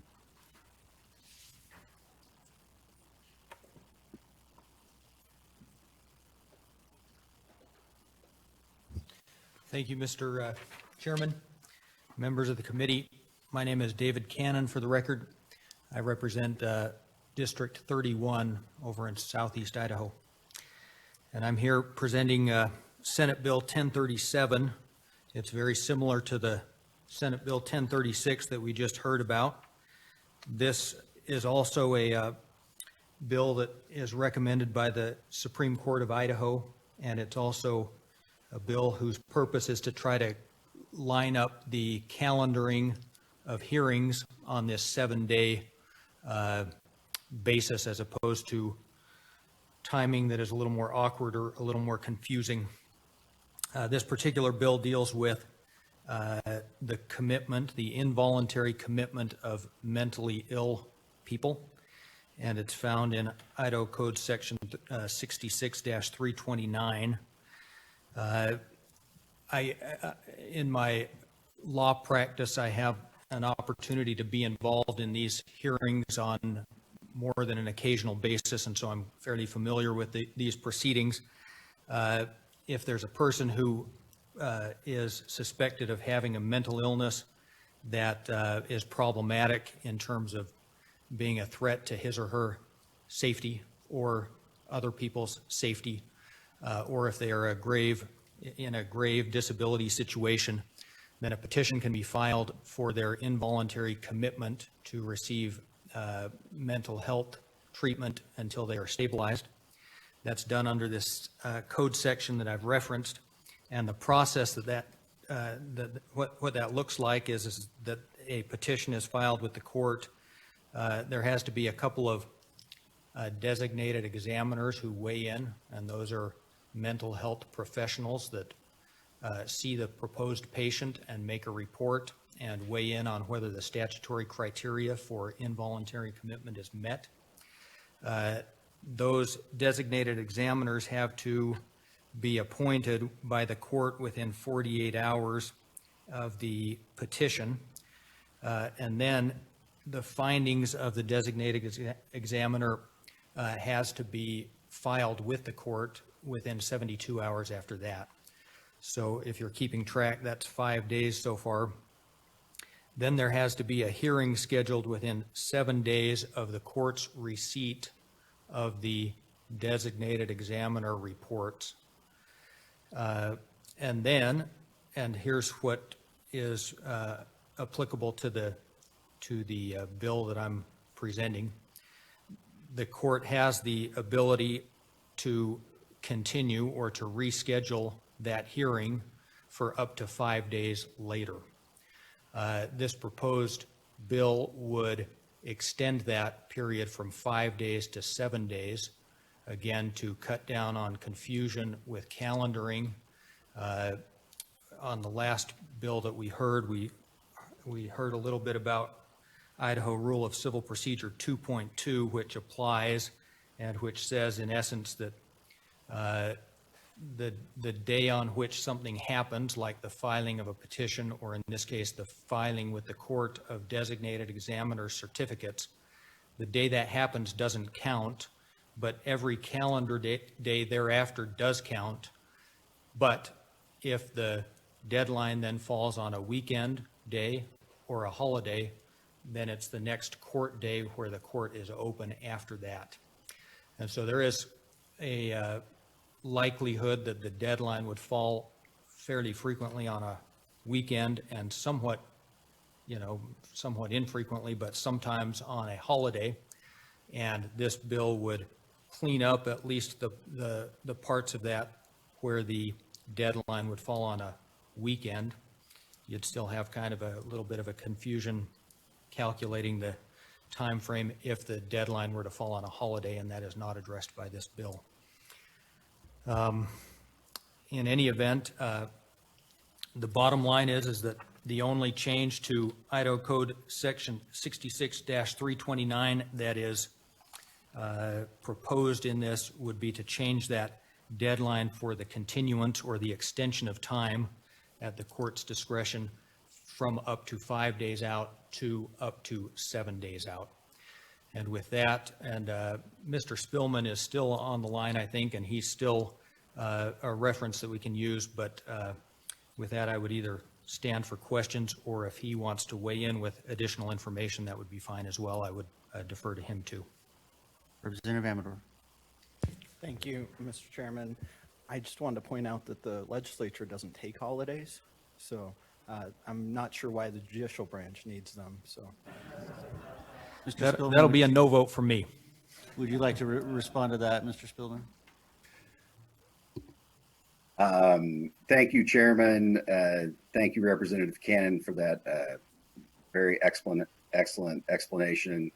And to Representative Amador's point, I would point out that I am here on the behalf of the judicial branch on the holiday as well.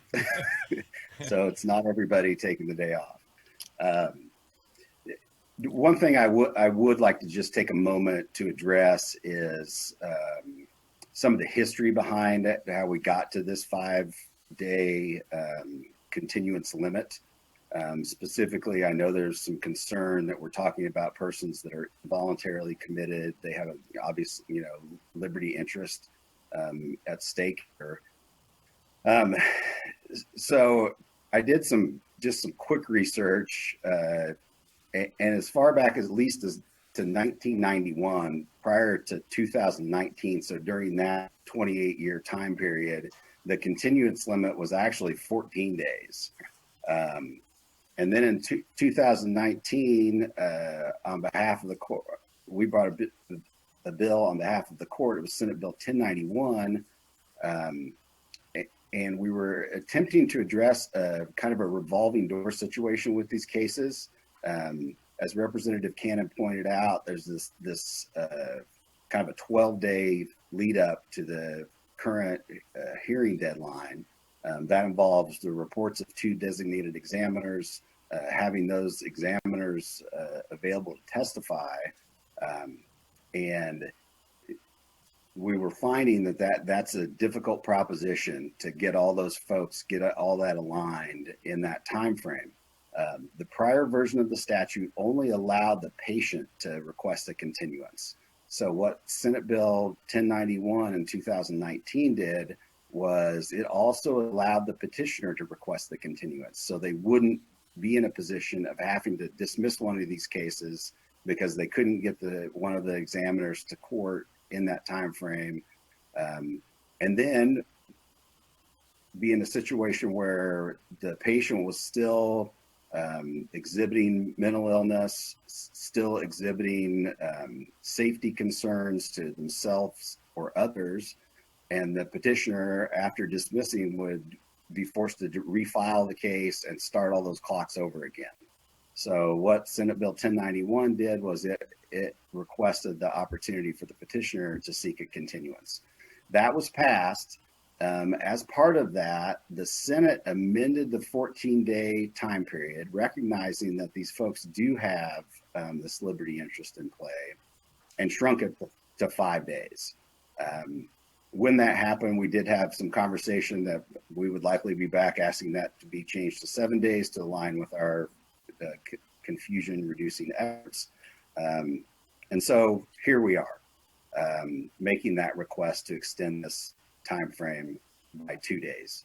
To go back to discussion on the previous bill, just recognize that this sets the outer time limit, and if there are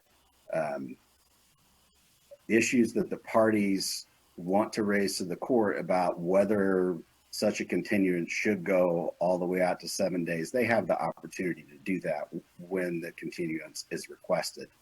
And then the final 2 things I would point out is that the patients in these cases, they're represented by counsel, and the continuance provision actually has a kind of a 2 times good cause provision in it. One, the statute is that the court has to find good cause for the continuance, but it also requires the court that must find if treatment is going to be continued during that time as well, that there must be good cause for that as well. So there are some safety or some precautions built in, specific considerations for the court to make. And so with that, I would happily stand for any questions. Questions of Mr. Spillman? Representative Scott. Thank you, Mr. Chairman. I just wanted to make a motion that we send Senate Bill 1037 to the floor with a due pass recommendation. Okay, thank you. Going on or off? Going on. Okay, thank you. No further lights. Thank you, Mr. Spillman. Come on back, Representative Cannon. We do have a couple people signed up to testify here. We have Sheriff Donahue. We'll try this again. All right, I can see you're unmuted. I can't hear you. Thank you, Mr. Chair. Can you hear me now? I got you now. It works. All right. Thank you. My name, for the record, is Sheriff Kieran Donahue, Chaney County Sheriff, and today I'm representing the Idaho Sheriff Association and the Idaho Association of Counties, both legislative committees, to oppose this bill. Frankly, the desire of all parties in these cases, and is well described by Mr. Spillman, I appreciate that, but the desire is to get these hearings done as expeditiously as possible on behalf of the individuals in question, those who are the center of these hearings. Currently, it's my understanding from the Idaho Prosecuting Attorney Association president that Daniel Clark from Idaho Falls, who cannot be with us today, that these hearings are not taking more than 5 days in his recollection, and that we do not need to move to the 7-day period. It's important, in my opinion, that the committee realize that it is the belief that those of us who house individuals, if there's hearings, if they are not at a facility outside, as I say, medical facility, then they are typically housed with us in the counties. And as you all know, that is not an appropriate place to be housed for people suffering under these conditions. I'm very passionate about the fact that we need to get these cases moved through the process as quickly as possible, if for no other reason but for those individuals themselves. It's inappropriate to house them when those conditions arise, or when those situations arise that these hearings are postponed. And one thing about the fiscal note, I noted, and perhaps Mr. Spillman could correct me if I'm wrong, that there is no cost to the state, but is there cost to the counties? And of course, as sheriffs, we transport these individuals, as you all know, and then of course the counties, if this goes against their indigent fund, then there is a cost associated with that. And so for those quick reasons, that is why we are opposed to this extending from 5 days to 7. And I would stand for any questions, Mr. Chair. Thank you. Are there questions of Sheriff Donahue? Seeing Representative Young. Thank you, Mr. Chairman. Sheriff Donahue. So just to be clear, would you mind just highlighting for me what are your primary largest concerns in terms of negative impacts on an individual that's waiting for this extra day or two? Sheriff? Thank you, Mr. Chairman. Thank you, Representative Young. It is an appropriate question. I appreciate it. And I think, again, Mr. Spillman pointed out very, very strong facts that I think we're all on the same page that these cases need to be moved as expeditiously as possible for the individual. And I'm not as concerned for the court and the hurdles that the court faces in terms of having the examiners in place or getting those examiners. I think they should already be in place. I think that machine should be well oiled on behalf of these individuals. These are people who, it's beyond having the worst day of their lives. These are people who are under the care, quite frankly, of us as a society. And we need to be very, very keen to that fact. And any delay that is proposed or even imagined that, well, we may have some confusion. We need to address that confusion on the front end, not the back end, and really keep the courts moving in a expeditious manner to make sure that those individuals and their families are getting through this process just as quickly as possible. That would be my concern. Thank you. Follow-up, Representative Young?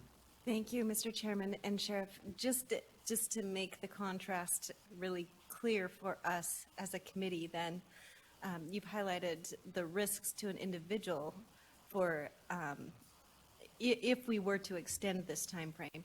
What is the greatest negative impact of not extending the deadline to 7 as opposed to 5? Sheriff Donahue?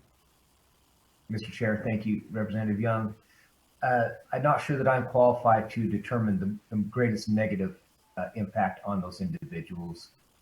Obviously not a medical person myself, but having the experience that I have as a sheriff and watching these proceedings go through, and obviously we have a front row seat to that, and seeing some extreme cases that have drawn on for way too long, and having the judges not have their hands tied, but understand that the judges want this expeditious as possible as well, because there is a dramatic human side to this. These people are not as capable as you or I of making decisions, and thus the examiners have a role to play in this. And I think it just goes back to the fact that if we can do it in a 5-day period, as Mr. Spillman points out, that was done some time ago, we need to stay with that and not let it be extended so that there's more time that can lapse between having the hearings done and or having that having to come back once again on that if there was an extension by the judge. All right, thank you. Thank you, Sheriff. We have Kelly Brassfield. Do we have her on via Zoom as well? Ms. Brassfield?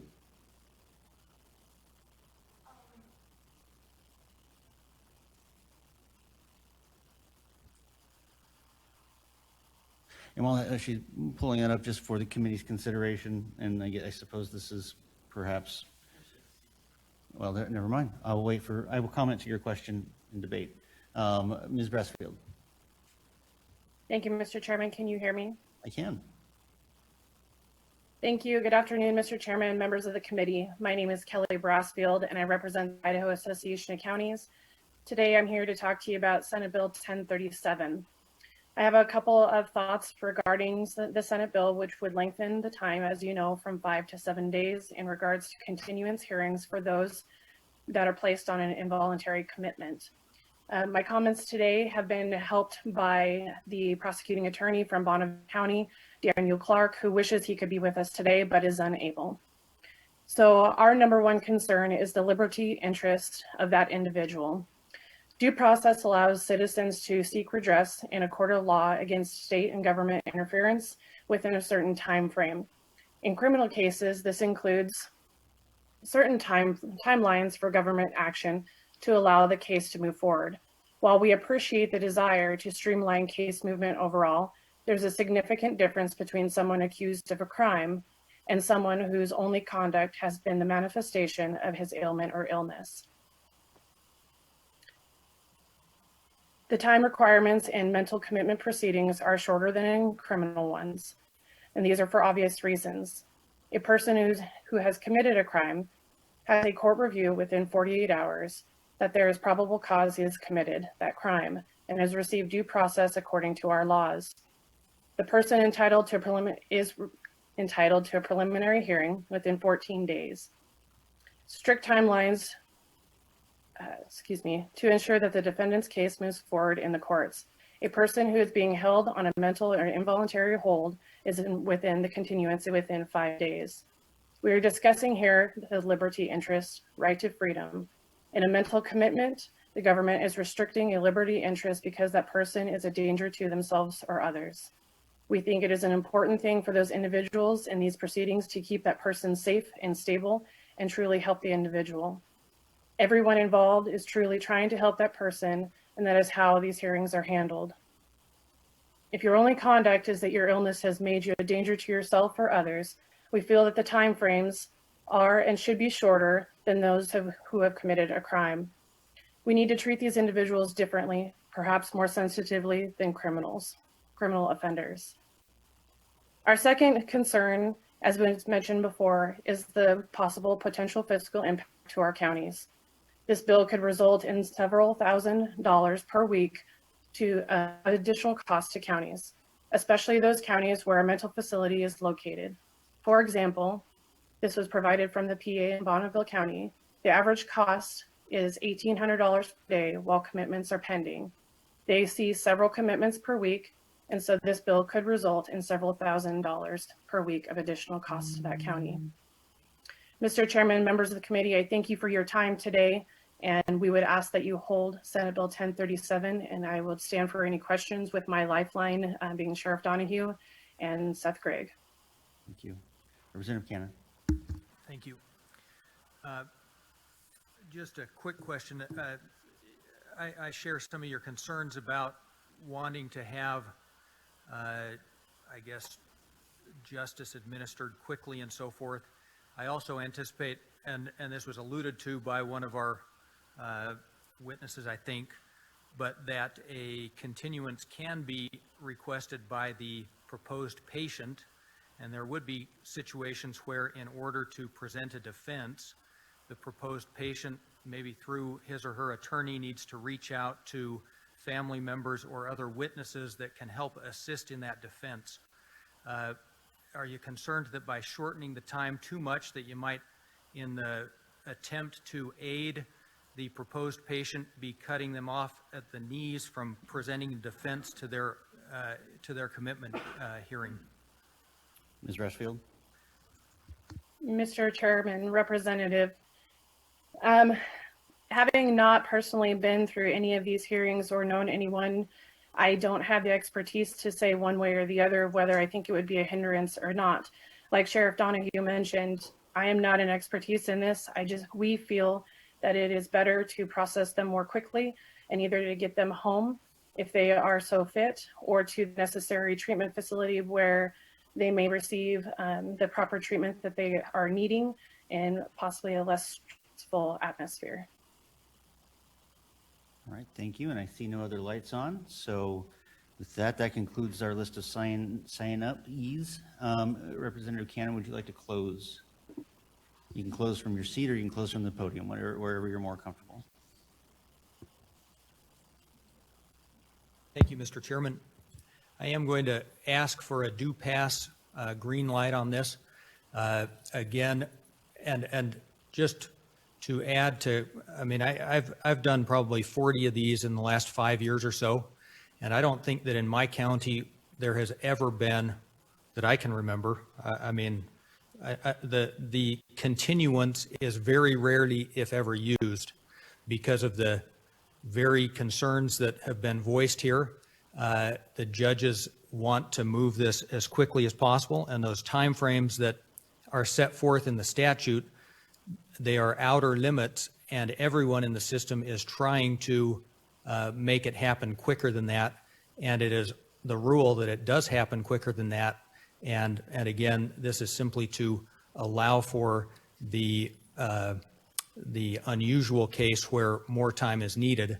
I think that the real kicker, though, is that sometimes more time is needed by the proposed patient. And, you know, if you have a hard and fast rule against extending the time, it applies to that proposed patient as well. And it can work injustice on that side as well. So I am going to, overall, I think the pros outweigh the cons, and I would ask for your green light on this. Thanks. Thank you. Before I call on Representative McCrosty, I would like, just in support of Representative Scott's motion, to offer that there is a bit of a difference between a preliminary hearing and what we're talking about here. A preliminary hearing, if you really need more time, you can waive that 14-day requirement. This statute, you cannot waive the statutory requirement. I haven't handled a case like this, but I have defended parents in CPS cases, and they are similarly rigid in their timelines. And while I appreciate the fact that there is a backstop to how long something can happen before they get their day in court, trying to get medical experts ready for a defense in that 14-day time frame is nearly impossible. And as Mr. Spillman said, the time frame for a continuance is 14 days when only the respondent could respond. So from a effective representation standpoint, I would echo Representative Cannon's comments. Representative McCrosty. Mr. Chairman, I wanted to find out if Mr. Spillman would yield to a question. Mr.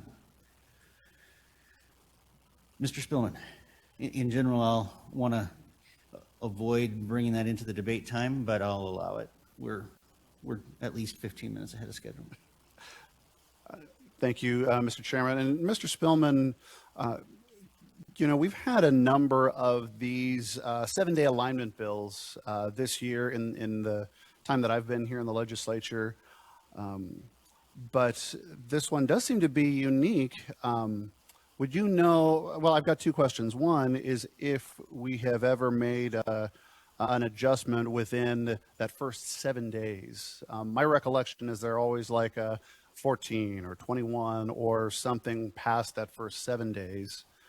And then my other question goes back to a question that Representative Ehart had asked on the prior bill.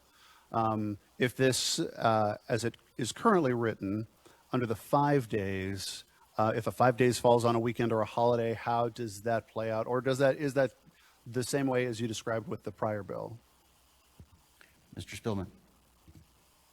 Thank you, Chairman and Representative McCrosty. In response to the first question, I cannot, I think this is my fourth session with the court, and I don't recall a situation of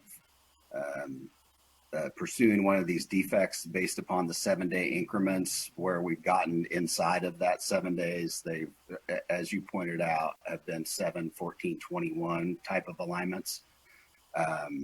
And then response to the second question, that response is the same that I would provide or provided earlier, in that while the Rule 2.2, the Civil Procedure Rule, speaks to what happens if that 5th day falls on a weekend or a holiday.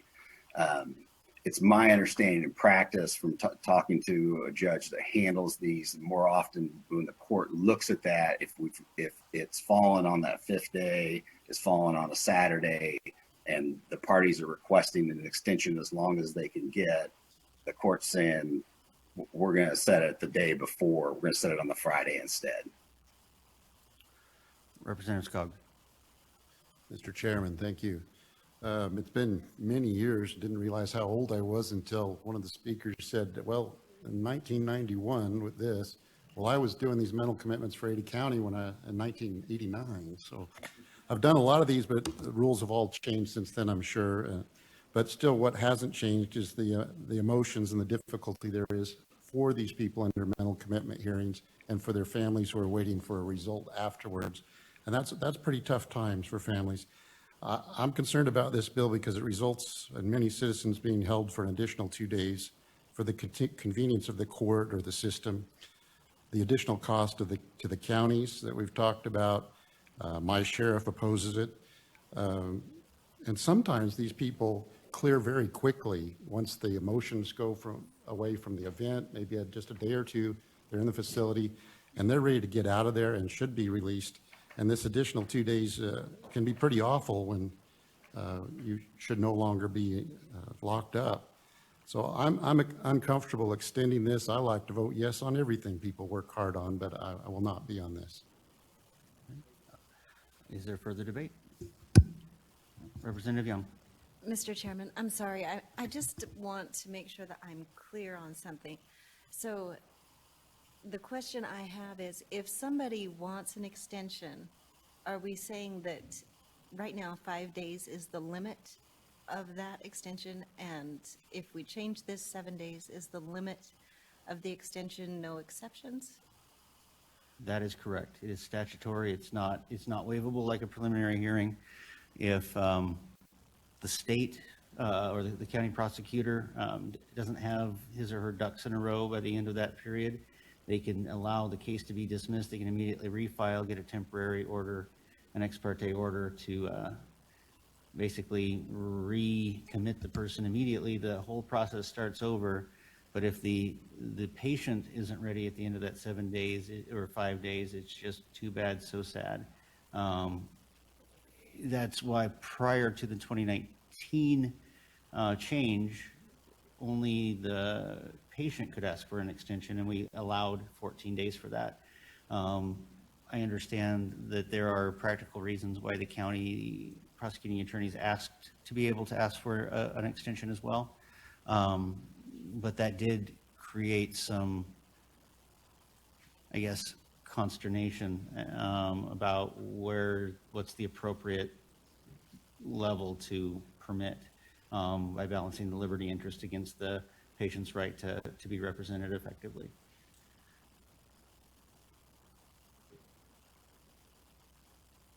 In other words, this would have been an easier conversation in 2018. Further debate? Seeing none. Committee, the question is, shall the Senate Bill 1037 be sent to the floor with the due pass recommendation?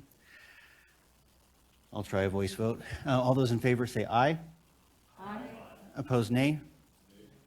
The ayes have it. Motion carries, and the bill will be sent to the floor. Would you like to be recorded as voting nay? No? Okay. Committee, that concludes our work for today. We stand adjourned.